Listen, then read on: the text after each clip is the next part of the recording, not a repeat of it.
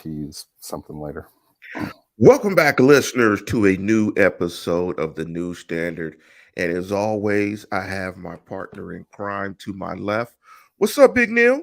It's the good word, Lance. We are in the thick of the season, right? We're coming off the league meetings where Steelers head coach Mike Tomlin spoke. Over the last 2 days, we got a little bit of information, some clarity on a few free agency moves, as well as maybe a tease or two about what the Steelers are looking to do with the remaining portions of free agency, which is going to run straight through the start of training camp, as well as next month's draft. One position in particular that he spoke about, we're going to dive into here on the New Standard. Thank you all for being here. Let's get to it, Lance. Yeah, and as always, if you want to join us, we're going a little early today at 6:50 an odd time, but typically we air at 7:15 a.m. every Wednesday. You can catch us on YouTube. Go do a search for Lance Williams or Neil Coulong and the New Standard, and also do a search for the New Standard where you find your podcast. I wasn't privy to the comments from Coach Tomlin. I understand Coach Tomlin is making those comments, I guess, live right now. And big up to Wes and everybody that's joining us on the program. And that kind of sparked a little conversation between you and Wes. And Wes asked the following question. I wanted you to jump into it on the show and share your thoughts with everyone else. And Wes asked the following question. When you guys get rolling, maybe you can help me understand comments made by about our free agency by Mike Tomlin, I believe, where he said they were hoping to add Holcomb or Roberts. And we were talking a little bit off air about that move, and just illustrate what you were saying in the comments. Generally speaking, I did not hear his particular quote in regards to that, but if most of the time when you want to see a team's priority or what a team is trying to do, it's just the cliche, follow the money. Very simply, they paid Cole Holcomb $18 million over 3 seasons. They paid him a starter's contract. They gave Elandon Roberts a backup veteran contract. I don't remember, and I'm going to guess just based on the comment, apparently what's being suggested here is that Roberts was signed before Holcomb was. It's a fluid thing. I don't know if we can accurately say just because it may have been reported first that that's what their intention was. It might have been just, look, we're going to go after, think of it like this. Sorry, I'm all over the board here. Think of it like this. They don't necessarily look at players first and then assign them value in terms of dollars in the free agency market. Most often what teams do is they look to budget how much they want to spend and how many players they want to bring in at each position. They do the same thing with the draft. It's not the linear model that everybody wants you to think that it is. Like they have a board that ranks everybody in one vertical column, 1 through 355. You can't make decisions that way. Lance, you and I have had this conversation a bunch on this show. You with a computer programming background know that that's not how decisions are made. You have to group it into smaller and smaller terms to get what you ultimately want. Within free agency, it's not a whole lot different than that. They're putting a dollar amount of what they want to spend. And in this case, we have the solution that they're trying to get to. Miles Jack's contract was worth $8 million. What they're probably looking at is, can we improve on Miles Jack for at or around lower than hopefully $8 million? In this case, they found options within the market that enabled them to do that.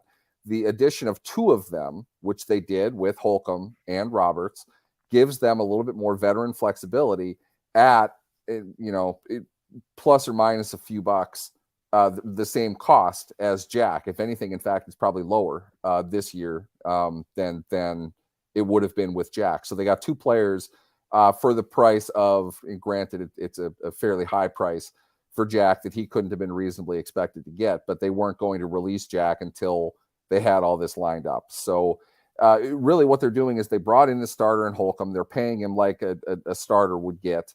and they brought in Roberts probably more as depth. And the point that I made in the comments here, and everybody should weigh in on this if you're able to do so. Roberts could probably, and I'm not guaranteeing this, but probably be seen at this point in his career as a backup and a special teams player. The Steelers loaded up on special teams talent last year. They had a lot of guys who were being paid roughly market for special teams contributions. They kept Derek Watt, which I didn't expect them to do. Miles Boykin was brought in at a really high price for a wide receiver who's only going to play special teams. They have not brought either of those players back at this point. At the time of recording, neither of them have been signed. We also know that former Steelers special teams guy turned Bills special teams ace, Tyler Matakevich, signed another extension with the Bills for approximately, I think it was $3.5 million a year, maybe $4 million. That's the going rate for a high-end special teams player, which is what the Bills value Matakevich at. So you can reasonably suspect that's the market that Watt and Boykin would be looking for. It's pretty high. Do they want to pay that? I don't know. But maybe Roberts is the guy they're looking to help fill one of those roles. And they're getting him at like $1 million, 1.3, something like that. And they add to linebacker depth that they probably needed. It was a position that we discussed often. It's something they may want to look into the draft. I think with the signing of these two players suggests they're probably not going to continue to allow Mark Robinson to develop. And I'm scrambling mad here to find the name of it. They signed, somebody help me out. They signed a reasonably young free agent linebacker during last season. He is still on the roster. If somebody could tell me who that is, I would appreciate it. Maybe that's who they want to roll with. But I think play-wise, you're probably going to get an upgrade with Holcomb over Jack.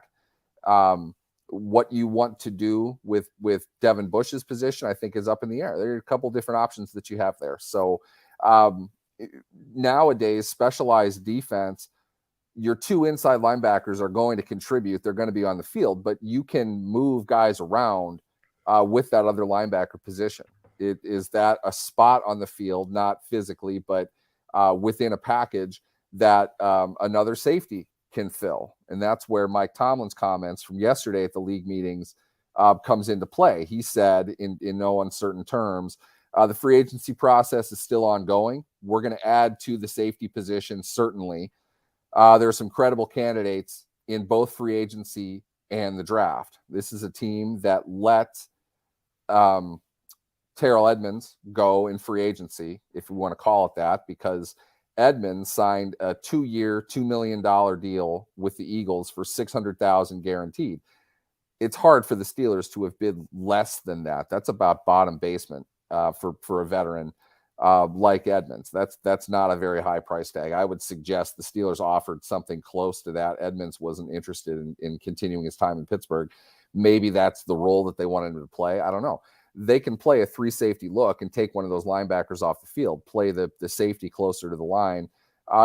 They have options is really the point. And the more bodies they have with NFL experience, the more options they're going to have. So Tomlin, though, strongly suggested they are in the market for a safety still yet this free agency period and possibly in the draft as well. So I think all these things are tied together is what I'm saying. And I think Holcomb is going to be, as people would say to annoy me, the green dot guy as far as the linebackers are concerned. He's the one that's going to play the most amount of snaps. I'm not 100% sure if maybe Roberts is the starter. Maybe Robinson's the starter. Maybe they don't have the starter yet. Maybe I was going to ask you that next. If they want to play 2 inside linebackers, maybe they aren't 100% sure who that's going to be. Or maybe the plan is they're going to use 2 or 3 of them. We don't know. It's up in the air, but versatility is the key thing in today's defense. You need depth. I would not be surprised to see them sign a veteran safety in, I hate to say this, conjure up a lot of bad memories, but that Mark Barron sort of role, the safety playing at the line to provide run support in a coverage role as well. I would think that's a piece that they might want to add. Maybe that is in the draft. Maybe it is a veteran. I don't know. We'll see. I think that they have a lot of options. They don't need to have these things sorted out in March. They're not going to lock anything down until training camp anyway. So a lot of time left. A lot of things can happen.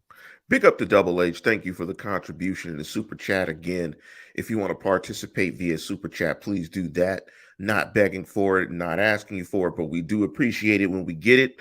So thank you for the super chat. Also, please like and subscribe to the program. Now, you dove into a lot there, Neil, and it kind of all kind of blends together in the sense that one of the big things that occurred, obviously, was Terrell Edmunds signing with the Philadelphia Eagles.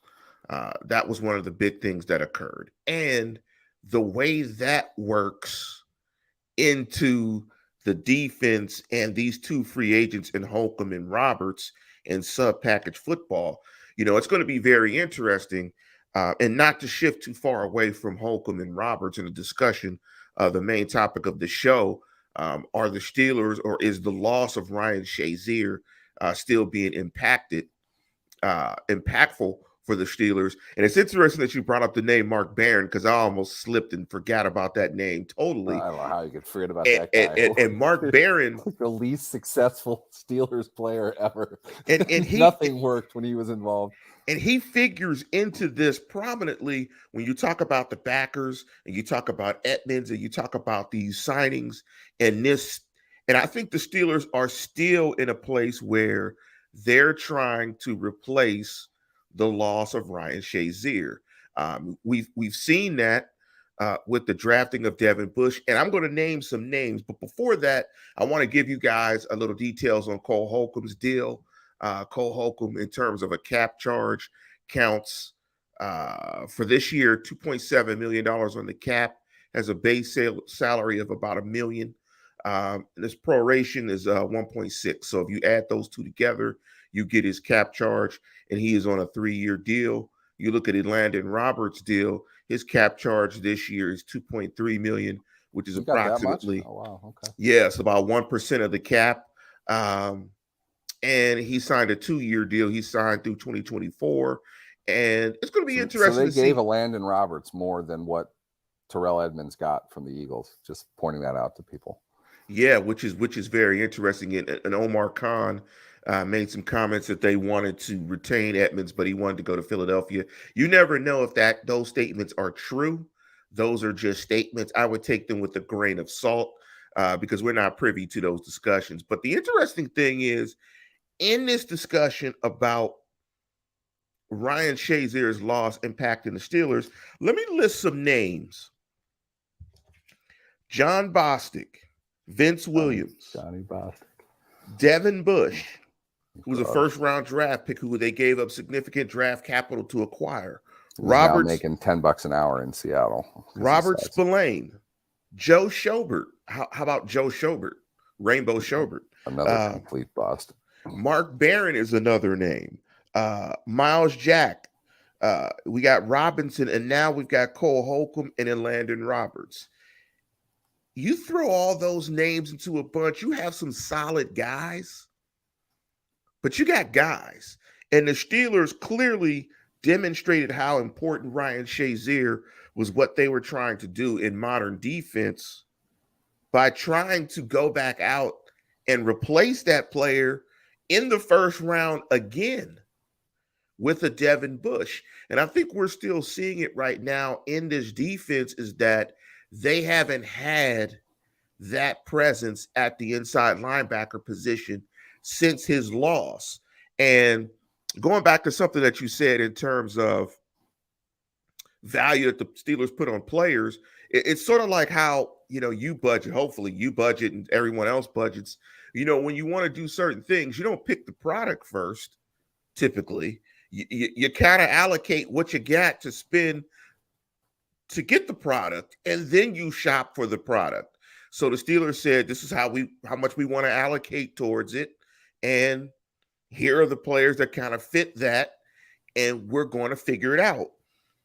But Cole Holcomb and Elandon Roberts are still part of this everlasting, never-ending search to replace Ryan Shazier. Now, I don't know how much you know about Cole Holcomb or Elandon Roberts as players, Neil, and I'm sure you've asked around about those guys, but they just feel like guys. when I looked at Cole Holcomb, and I know I commented to you that I watched like 3 or 4 games and he doesn't make plays. Like he's a snap guy. Like he's a guy that, I mean, you got to have somebody play the snaps. He's athletic. I think he's a better athlete than Spillane. I think he can run. He has some juice. He's a guy that's sort of around the ball, but not around the ball. He's just a snap. He looked very much like a snap filler to me. Like he's a guy that's not a star, but you need to play. You need somebody to take the snaps. He just feels like a body. And let me give you guys some rankings. And of course, this is just PFF, and take it with a grain of salt. But here are some of the PFF rankings for Holcomb. Overall, he ranked as the 58th linebacker. In terms of run defense, he was ranked 51st. In terms of pass rush, he was ranked 150th. And that's one thing that Elandon Roberts did very well at the inside linebacker position. He led the NFL with 5 sacks. So that's something to think about in terms of how he might be utilized, his ability to get pressure on the quarterback. In terms of coverage, Holcomb was 45th. Passer rating allowed 140.2, 177. Yards per reception, 10.3, ranked 129, and no sacks. So I don't know what all that means, but I throw all those numbers out to say that pretty much what he signed for is what you could pretty much expect. And I don't know if the acquisition of Cole Holcomb and Elandon Roberts solves the problem. We'll see, but I still think very much that the loss of Ryan Shazier is still impacting the Steelers. I think it's on the surface, really, it's apples and oranges. I mean, you can't. They invested a top 15 pick in Ryan Shazier. They invested a few dollars on the retail market for something called Cole Holcomb, who incidentally was a 5th-round draft pick the year they took Devin Bush. They tried the expensive premium route with linebackers in 2014 and 2019, and they don't have either of them beyond their rookie contracts. One for terrible reasons, and the other because he just isn't a player. He can't play. To replace that would require them to logically invest premium capital, whether that's money or draft picks. They haven't done that. So it's hard to say logically that they haven't replaced them. They haven't found anybody that can play. Here's what it comes down to, in my mind. The premium we're talking about is playmaking ability and its pass coverage. I'm not sure how good, kind of like you alluded to, how good Cole Holcomb is going to be in that regard. I don't know. We'll see. But nothing in his career really suggests he's that type of guy. Is he an A-gap blitzer? That's another key piece that you mentioned. Vince Williams, who was excellent in that capacity, run blitzing in particular. Big dude, contact courage through the roof. Spillane wasn't quite athletic enough to fill that sort of role, but he'd get in there for sure. He's going to bang somebody. I felt Devin Bush did a good job with that last season. I think, if anything, they see Holcomb as being able to do that, which is basically an A-gap run blitz. Is you're pounding the gap, not looking to get in after the quarterback, but to hit the line of scrimmage and control it, to try to control the run game. You expect a run. That's a run blitz, simple to figure out. I think Holcomb, based on I haven't really dug into him, but just the film that I've seen, he looks like the type that could play and wants to play that style of football. That fits the Steelers well.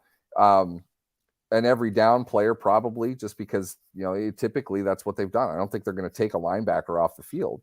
So I'd imagine it would be him. But if you're expecting him to be able to drop and carry tight ends 15 to 18 down the field, not sure he's your guy. I'm not sure how many of those there are of those in the NFL. And typically when you get those, they're premium. They expected Devin Bush to grow into that role. He never did.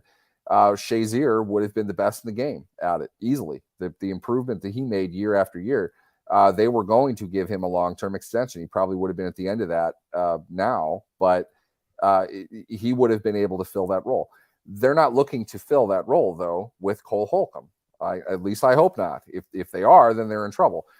Not to repeat the same thing, but I think this is why they're positioned, and Tomlin really alluded to that when he was speaking, to find another safety. And I think that safety is going to be in the mold of those hybrids that they've brought in the past. I hate to say this, but Morgan Burnett, Mark Barron, guys Morgan that they vets who were obvious liabilities on day one, to come in and handle kind of a linebacker off ball, over the top of a split tight end, that sort of role. That's what they want. They want to be able to stay as heavy as they can while still covering in sub packages. So it's a nickel with one of your safeties being playing a linebacker type of position. This is something they did with Troy Polamalu back in 2013 when Larry Foote was hurt. They brought in Robert Golden as an undrafted free agent in the hopes that he could build to that. A versatile defensive back in college. He added weight. He ended up being a great special teams player, but that role never really materialized.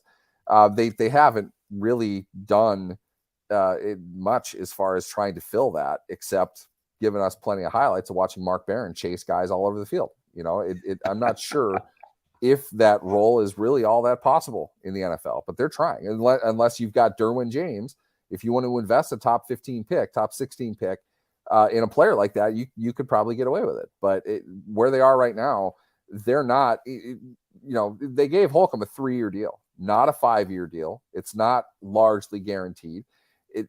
They're not going to ask him to do those kinds of things. So I don't know. And as James brought up here, it's a new linebackers coach as well. That deserves to be mentioned.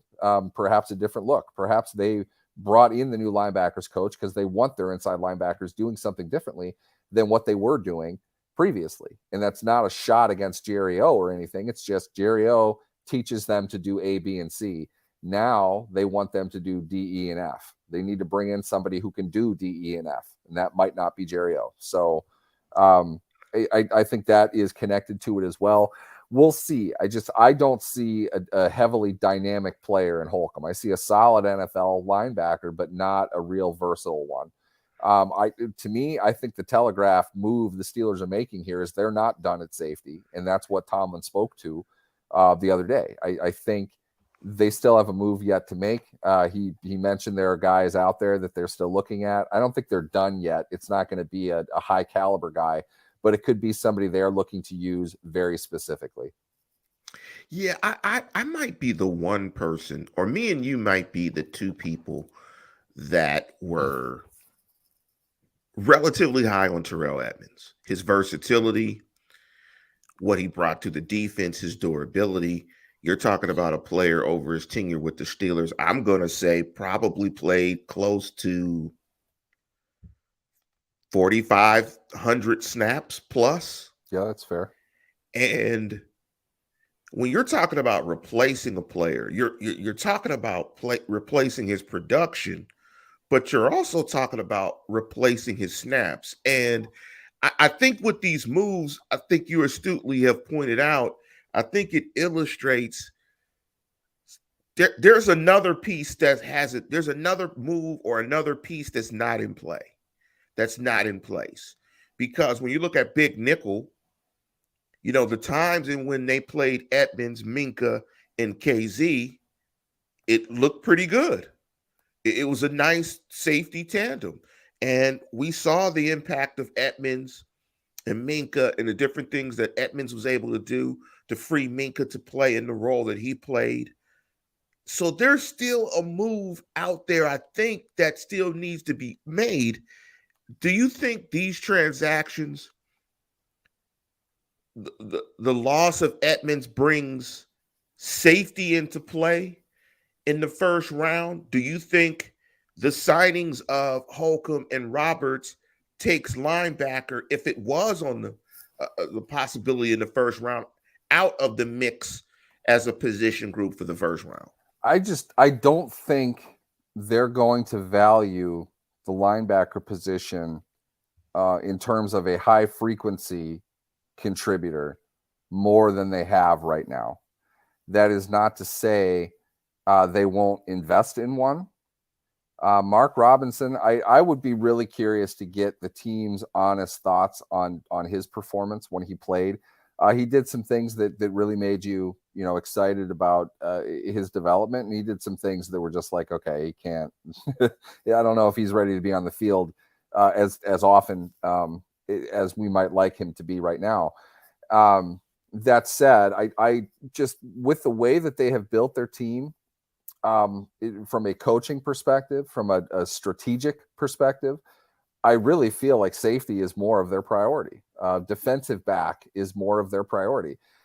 Because of that, I would not be surprised if they used a premium pick on a player like that, a player who can play inside and out, over the top. Tomlin even spoke to this as well. It's not free versus strong anymore.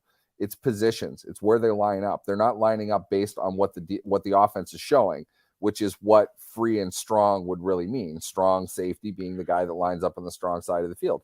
Teams, the technical strong side is on the bunch side of a formation, and that might not be the strength of what they're doing. Your strong safety, unless he's in coverage on the bunch side, it doesn't really matter that it's strong. They're not in a run formation. So that, I think that nomenclature is pretty much gone. They have two safety positions. You may as well call it left and right. On the Steelers, schematically, what they're doing is putting Minkah in the middle of the field. So it's almost as if they've got 4 defensive backs and one that's over the top. So how you line those 4 up is relative to what the offense is doing. And because of that, that's value. That's really 2 cornerbacks to something else. Do you call them cornerbacks? Do you call them slot defenders? I don't know what the name is, but there are 4 other defensive backs who are going to play a lot of snaps alongside, or I should say in front of, Minkah Fitzpatrick, who's going to play every snap that he's available to play. So do they have enough depth at that right now? Do they have enough versatility to do the things that they want to do with that kind of package in mind? I don't necessarily think that they are. I think, we can argue all day about cornerback. You signed Casey, Trey Norwood is still there. Miles Killebrew is the vet reserve, kind of more special teams guy. 4 safeties with Minkah. I think there's another one there. I think they won another one. And to be honest, maybe not. I could make the argument that type of position, especially if it's a cornerback who can play inside, he can defend a slot guy, I'd argue that is overall going to be more valuable to the team than just your quintessential outside cornerback, especially considering the outside cornerback position, that prime shutdown cornerback, or whatever bullshit term people use for that. It's extremely hard to find, and it does not last long. It's extremely difficult to stay at that level for a long time. In fact, many of them don't develop into that until a couple of years. People want to put the standard at Jalen Ramsey. It's like Jalen Ramsey is 6'1". He's an elite athlete with the mirror skills of a high-level guy and the mobility skills of a guy that's considerably smaller than he is. He's not normal. That's why he gets drafted in the top 5. And he's freakishly long.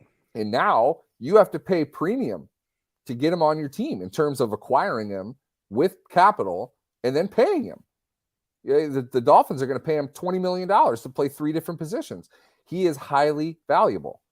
You're not finding that at 17 overall. If you are, it's something you're going to develop over time. Not to say there aren't good ones. I'm just saying the odds are not great.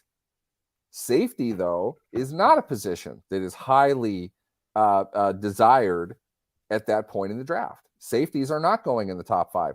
Minkah Fitzpatrick is arguably the best safety who's been drafted in the last 5-6 years. You can make the argument. I'm not saying he is. You can make the argument. Where did he go? 12 overall, and he got traded after a year.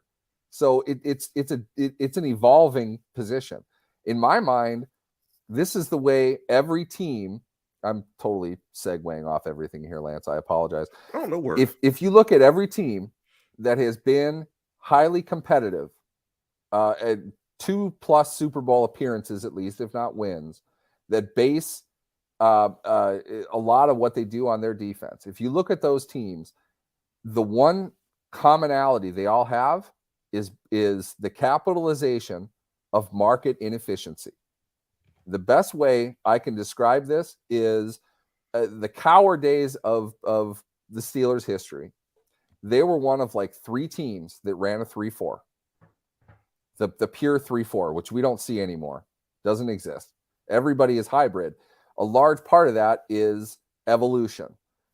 Few teams were doing what the Steelers were doing. So what they were able to do was capitalize on highly athletic, undersized college defensive ends. When you do that, you get to draft Joey Porter in the 3rd round. When you have a lot of success doing that and you can constantly churn these guys out, high-level, dominant defensive players that are waiting for their opportunity to play while the other guys go sign for huge money elsewhere, you can continue to do that. But guess what happens? Every other team sees what you're doing, and they see how efficient that model is. So they mimic you. They start doing it. You saw Baltimore start to do it. They were a 4-3 team for a while. Then they got Haloti Ngata and really became more of a 3-4 team. Terrell Suggs adds to that. They're a dominant unit doing a lot of what the Steelers do. Belichick was doing this as well. In fact, Parcells and Belichick really kind of invented this when they were with the Giants, and they had Lawrence Taylor, not a defensive end, but he was used in that way, which nobody else really had done to that point in the NFL. Another dominant defensive team that won Super Bowls because of market inefficiency. Nobody else is competing with them for these kinds of players. Over time, though, everyone catches up. Everyone's starting to do that. Now, you're not, it's not even role specific. You can call it, they more or less play a 4-4 nickel in some variation of that. 12 players, 19 different schemes rotating in and out. That position, the quick twitch, high athleticism, edge rusher, whether he's standing up or he's down in a stance, the value of that position player is huge to every team. So what happened? Steelers can no longer get Joey Porter in the 3rd round.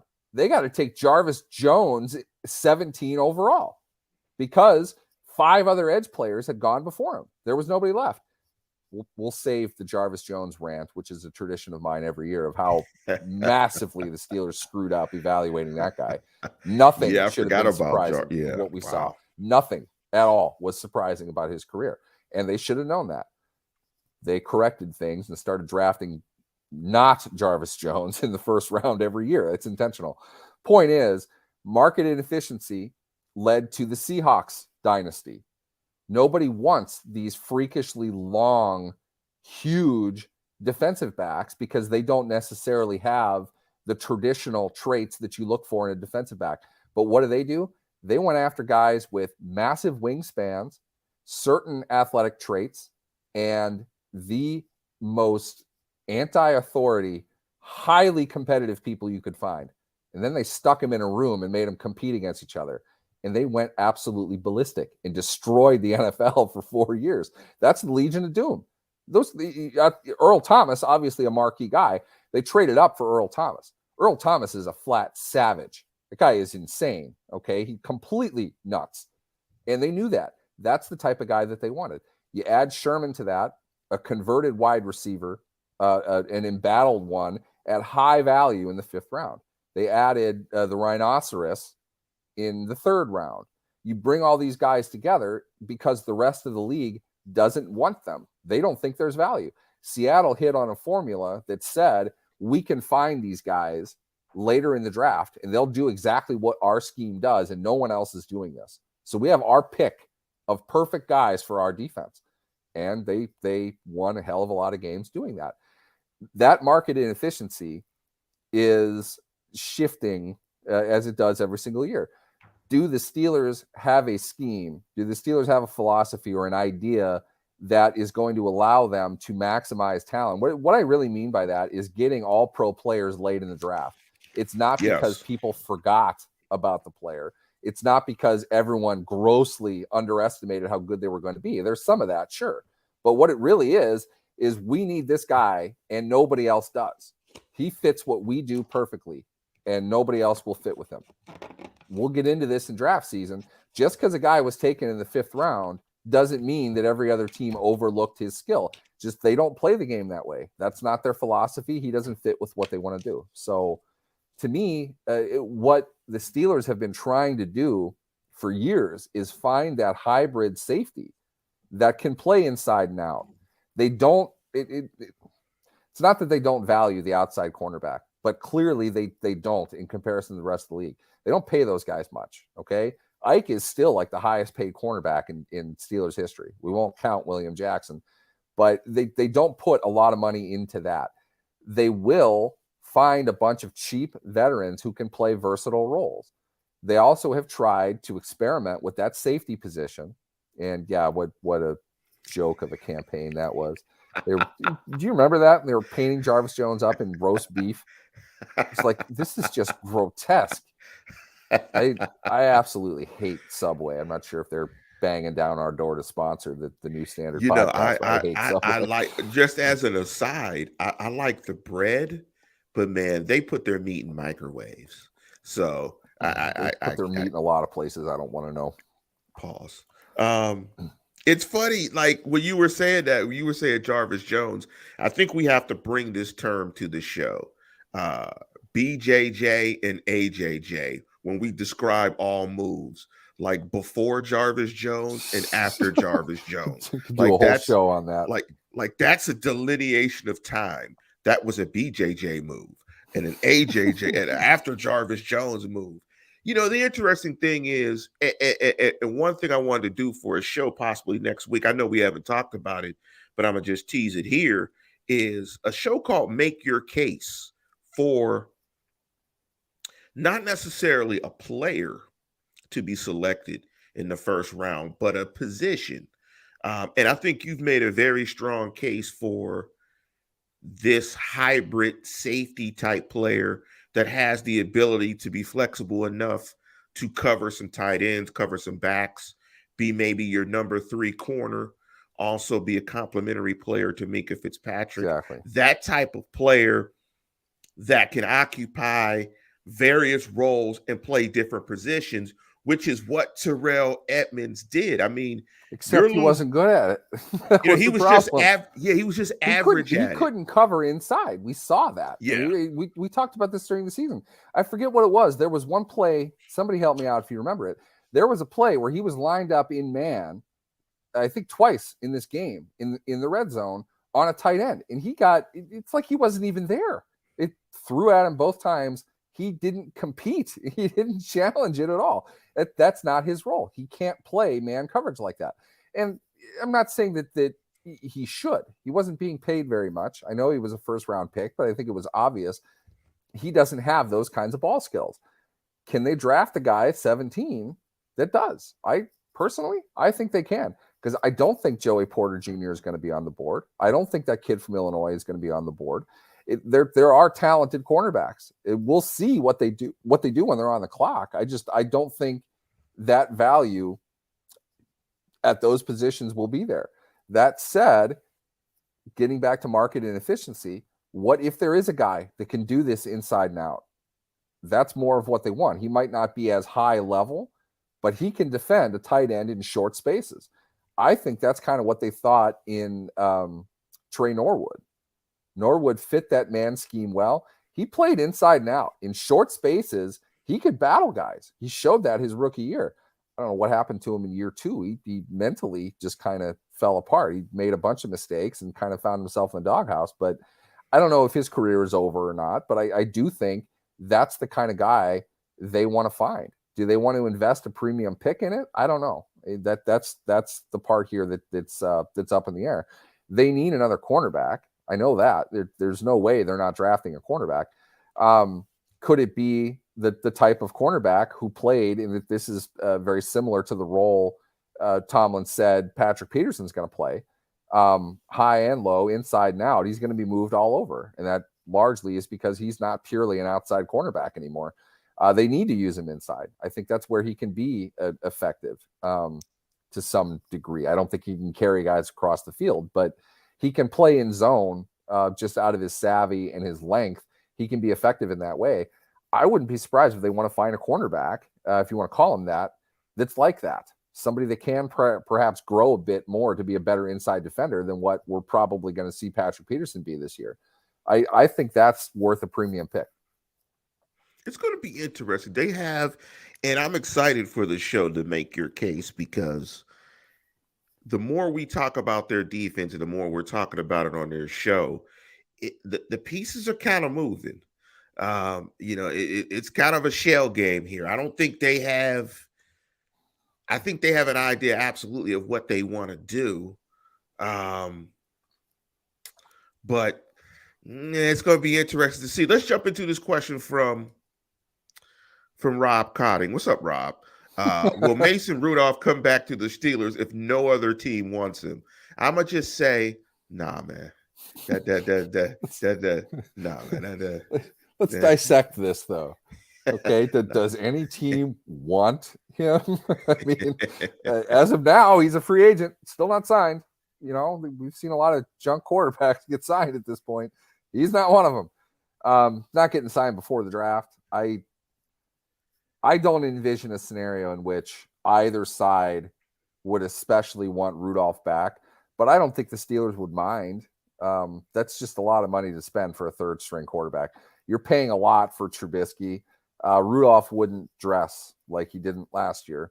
I think he would prefer to go to 31 other teams. So for that to happen, I'm couching that as much as humanly possible. I would say it's not likely that Rudolph would be back. Let's jump into this question here. I think it's right here from Rod Young. Big up, Rob. Big up to everybody out there. Please like and subscribe to the program. If you had to prioritize the Steelers' top needs for top 5 positions, and we'll dive a little bit into this next week with the Make Your Case. Don't give away some of the stuff you may talk about next week on it, Neil. But prioritize your top 5 positions for the Steelers in this draft. I think the real trick here for me is defining cornerback versus safety. I would say defensive back times 2. Those are the big ones for me. And I do think they also need to add an offensive tackle, if not for depth, then to cover up LaRaven Clark, who might just very well be the worst free agent the worst free agent player the Steelers have ever signed. They get the veteran exception with him, so he's not going to count on the cap all that much. Probably not even a great bet that he makes the team. But I had a scout tell me before he was drafted, I think he was drafted in 2016, was it? LaRaven Clark is the worst prospect in this draft. But he is going to be a mid-round pick because there just aren't very many guys at his size that know how to play the position even a little bit. I always remember it just because of how remarkably accurate he was. He got 3rd round picked by the Colts, a team that I believe didn't have a 4th round pick and probably needed a tackle because there aren't very many of them. You have to find these guys and you have to take them when you have the opportunity to do so and hope that they work out. Try to work them in. LaRaven Clark was a bad tackle in college. He was bad, like objectively bad. And he hasn't gotten any better as a pro either, in my opinion. He went 3rd round. He was a 3rd round pick. Yeah. He was the 82nd selection. Because he's huge. What's his height and weight? He's 6'5", 311. Yeah, he's a big dude. Around 5'16" at the combine. Graded out 57.2 overall, pass blocking 60.1, run blocking 52.1. He played 114 snaps last year. Yeah, he's definitely 65 pass rush snaps. He gave up 6 pressures. Yes, that's gave really, up 6 pressures. Really bad. And gave up a hit and a sack. Yeah, so that kind of tells you. And it's, I mean, oh, by the way, Dan Moore is still the Steelers' starting left tackle, as far as we know. So I mean, and by the way, right I know this doesn't make any difference, but it's hilarious that a Steeler is named LaRaven. I mean, the Raven. I mean, it would just be incredible if he became very good and people in Acrisure, Acra Hines were wearing LaRaven jerseys, the irony would be. Yeah, I remember those jokes being made before he got drafted. And I was just like, I don't care what his name is. I don't want them to draft this guy. I don't know what they're getting out of it, but I think they can do better. And in this case, they literally could do better with anybody else in this draft. LaRaven, LaSteeler. The honest to God hope, you have to fill a roster. You mentioned that before with the linebackers. You need 11 guys out there. So with Clark, you need 53 on your roster, and you need to have a backup offensive linemen who have played the game before dressed, because you don't know what's going to happen. But it's not a good situation if he's getting in the game, if he even makes the team. There's no guarantee he's going to make the team. I think they'll draft one, and I think they'll cut him. They're signing him now to make sure they have he's the guy in case they can't. Yeah, exactly. He's insurance against the draft. They're going to draft somebody at whatever point. They might not be set on that yet, but so call it 3 then. Defensive back ×2, offensive tackle. This is an underrated one, and people freak out whenever this gets mentioned, but they need a wide receiver. Okay. It's Deontay Bingo. Johnson is really in the last functional year of his weird ass extension. In 2014 or 2024, his contract's upside down, meaning his cap number is way higher than his base salary. So both sides are going to want to do something with that. And that might mean cutting him. It's possible. You can't rule that out. Trading him is an option as well. We'll see what happens. But as I've spoken of many times, people don't seem to understand how incredibly weird his season was last year. Nobody in NFL history has ever gotten 100 targets and not caught a touchdown pass. He had 149 targets. Yeah, that was... Nobody had ever caught 85 passes and not scored a touchdown. How many catches did he have last year? It's insane. It was completely bizarre. And keep in mind, too, in week 17, he got tackled at like the half-yard line somehow. Really unfortunate. I kind of wish that he was able to score at least once. But Deontay Johnson's a good receiver. I don't know how much they're going to want him back if he needs to get paid $25 million. I'm not sure they want him back for that. To set that up, you've got to continue to keep the cupboard stocked. And that's a strategy they've used. People are going to talk up and down about Calvin Austin, but frankly, no one on earth has seen Calvin Austin play in an NFL football game. Don't tell me he's a great player because he ran track and he had a great 40 time. We have no idea. No idea. Okay. George Pickens made some sensational catches. He's not a great receiver at this point. He doesn't run routes well. Very young. Okay. Keep that in mind. He played 24 college games. 12 of those were over his last 2 seasons. He barely played football when he got to Pittsburgh. A lot of work he's still got to do. I'm confident he'll grow, but there's a reason he fell to the second round. Okay. Some of that is the injury. Part of that, though, is the inexperience. He needs to learn a lot about the game. If you watched, what's his name? The kid from New York, the Jets who went to Ohio State. Garrett Wilson, you watch Garrett Wilson play, that's an NFL ready receiver. If you watch George Pickens run those same routes, Pickens is nowhere close to that. Okay. Not a bad thing. Just he's got to grow and develop. He's not there yet. I don't know how many young guys you want to put in that room, but we don't know what's going to happen in a season. They might lose the guy that's getting 150 targets a year. Who's filling that? Do they have that role figured out yet? I don't know. I think you need insurance there. You want Gunnar Olszewski catching passes again? He's still on the roster, by the way. Shooter. That's not a good thing. He couldn't even return kicks. That's what they signed him to do. Shooter. Does he have a mullet as well? They have probably. They have 2 guys. They have 2 guys with mullets. And to your point, I mean, I always get ripped on Twitter because Twitter is a mean space, and it's hilarious that Edmunds blocked you.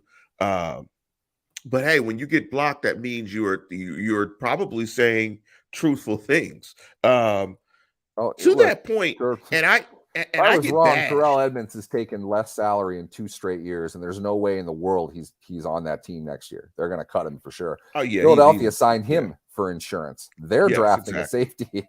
Okay, that's Terrell Edmunds. That's the Terrell Edmunds everyone wanted the Steelers to sign. He signed for a tick above veteran minimum on the defending NFC champions who are going to draft a premium safety. So because they lost their guy. That's what the market Terrell Edmunds. That's what the market guy? told Terrell Edmunds. What was the guy's name that they lost to Detroit? CJ Johnson, the safety, the CJ guy. Yeah, the 3-name guy. Yeah, the 3-name. I'm terrible. Gardner Johnson. Thank you. Yeah, Gardner Johnson. Yes, and so I'm gonna round out and give you after wide receiver. I'm going to say a defensive lineman as well. I think, and I'm saying that because in a past show we talked about last year is that these plans are like 5-year plans. Hayward is his career is closing. At some point in time, you can't expect him to keep playing at that level of production at this advanced age. So at some point in time, I think you're going to see them go after their replacement. So we've got DB times 2, offensive tackle, wide receiver, and defensive tackle. And we'll make our cases for those next week on the show. So I'm glad that worked out that way, that we were able to get the 5 positions. But with that, I think we're going to go ahead and call it a show. And thank you, everybody, for hopping onto the program and joining us. And we're going to have more shorts next week. I'm trying to get Bainesy and Coulong to do shorts so he could talk about market inefficiencies in about 15 seconds on YouTube. Did I not adequately demonstrate during this show? There's no way in hell I can talk about something for 15 seconds. You know what would end up happening? I would do like 8 of them. Bang them out in a row. That's because I recorded it and then cut them for 15 seconds each one. Part 1, 2. So what's the point? They're going to run pre-roll after each one. No one's watching that. Bainesy and Coulong. Shorts are a world of their own. I think it's great. It's just, why is it not a minute? 15 seconds. I don't know why. I mean, nobody's doing 15 seconds that are any good.